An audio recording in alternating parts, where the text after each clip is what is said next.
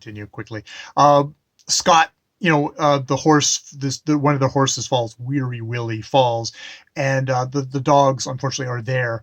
And when they see the horse fall, they immediately just jump on them, which I say, of course, because I've seen that kind of behavior. It's a very kind of doggish, instinctive behavior. I had a very old dog who would have seizures.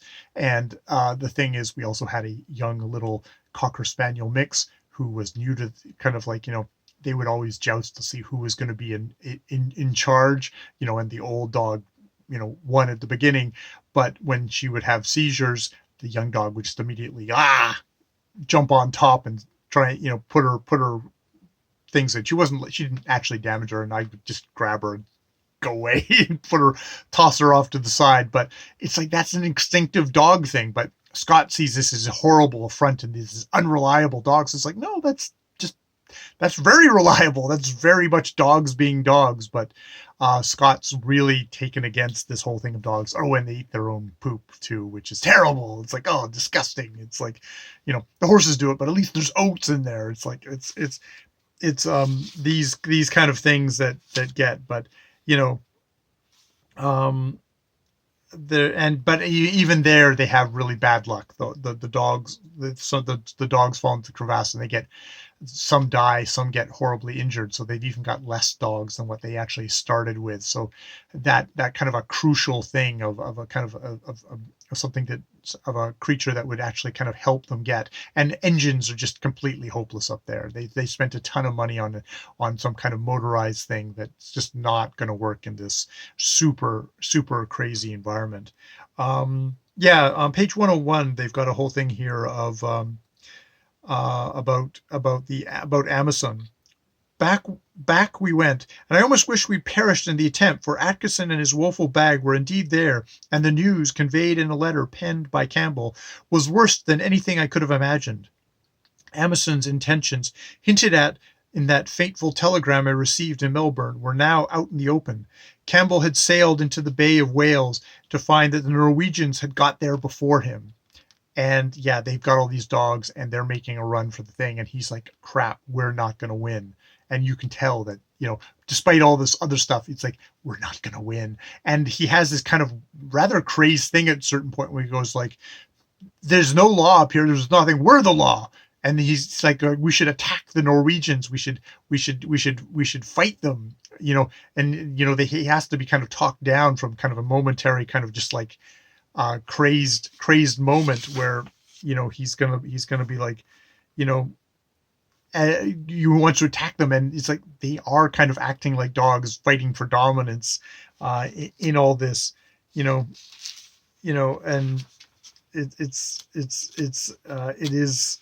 you can see that this is a super wobbly thing, and that not much stuff has got to go wrong before it was going 104. It's like he's got a thing here of like about he told me afterwards my suggestion we should abandon civilized practices and take Norwegians by force had half convinced them I lost my mind. Apparently Ford and Crean were standing only a dozen paces from us. I'd been aware no one of the whole white world but him. I know I was not myself, but I don't doubt if Oates and Brthdy had been there, they would have backed me up to the hilt. Unlike Bill, who's been trained to dissect the dead, we three have been schooled to provide the corpses. So yeah, military men who's like, when push comes to shove, we want to shove, that sort of thing. But he does actually come to sanity again about it, and and they have the funny thing of psychology here, because like, Bowers, he's talking about this and how he's very upset about like hearing about the Norwegians. But it's like, Bowers is very cut up, mostly on my account, which I found irritating. That whole thing of like, oh God, you're going to sympathize with me. It's like that kind of thing just kind of, he creeps him out. Taft has a thing here where he's like, I know how to be on the good side of Scott, because you don't want to get too chummy with him because he's upper class. Upper class guys can exchange kind of talk about maybe a little bit of surface emotions. They only talk about surface emotions like, oh, I like my mother, oh, I like my father, kind of that thing. We're not going to go into the whole details of our complicated lives, but doesn't want that from the lower class. Doesn't want that from the lower classmen.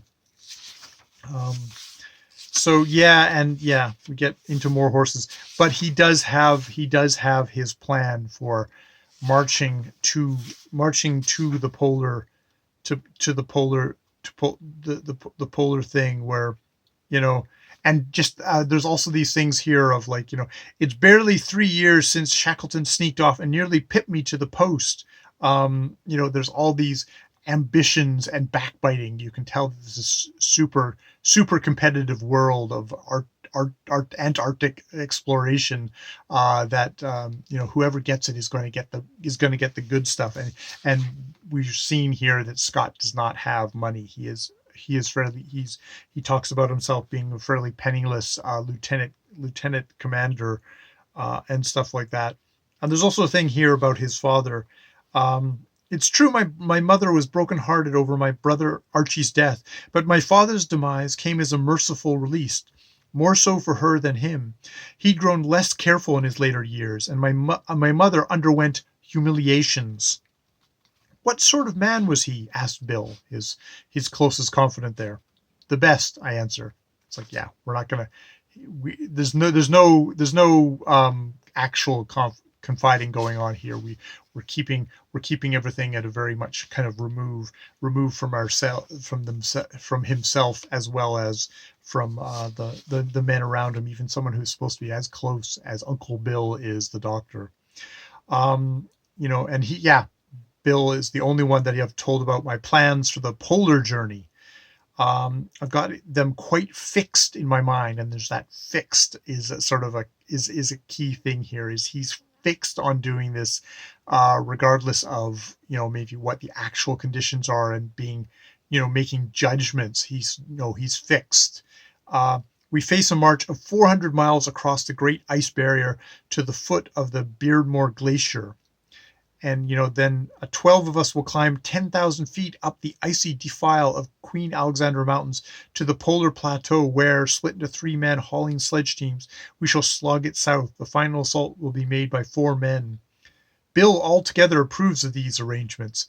How lost I should be without him, because Bill is, fortunately, somewhat of a yes man, which is, he probably needs oats kind of going, yeah, but what about this? What about that? I mean, that 400 miles... They've been averaging like 10 miles a day, under, you know, not even the worst conditions. I think it's like -16 or something at the moment, which is nothing at the moment. You know, my regard, and it's interesting because we also reflect back to some of the other things. Taft Evans, who, I listened to the first section where he's recounting his stuff, he seems like a fairly good, solid fellow who likes his drink a little bit, but you get the stuff here where my regard for Taft Evans puzzles Bill. The most generous of fellows, he still can't quite understand what I see in the man, beyond the fact that we nearly died together falling down a crevasse. I imagine he thinks I'm flattered. I don't attempt to explain. The reasons are far too personal for Bill to even know. Nor am I blind to the obvious element of self-interest in Taft's regard for me, because they talk about him being, you know, getting completely drunk from disrespecting a flag. He disrespected, I think it's a flag of a thing. But Taft invites him to his birthday dinner, which he's delayed so he can invite the commander, which I guess is sort of seen as sucking up, or as him trying to kind of get in good with Scott. So, you know, there's that sort of divide too, of like, is Scott's puts a lot of faith in Taft Evans, and there's the more and more you hear about him, the more you think this is kind of a self-interested drunk guy who really kind of goes out of his way to kind of piss off everyone except for the owner, who he seems to kind of know his number, know how to manipulate him, and that Scott is fairly easily manipulated. So that's that's the owner section. I guess I'll see if there's any more. God, I've just gone on and on about it. But that's what happens when I don't prepare first. I then have to go on for a lot. All right, I will leave it there. More videos later.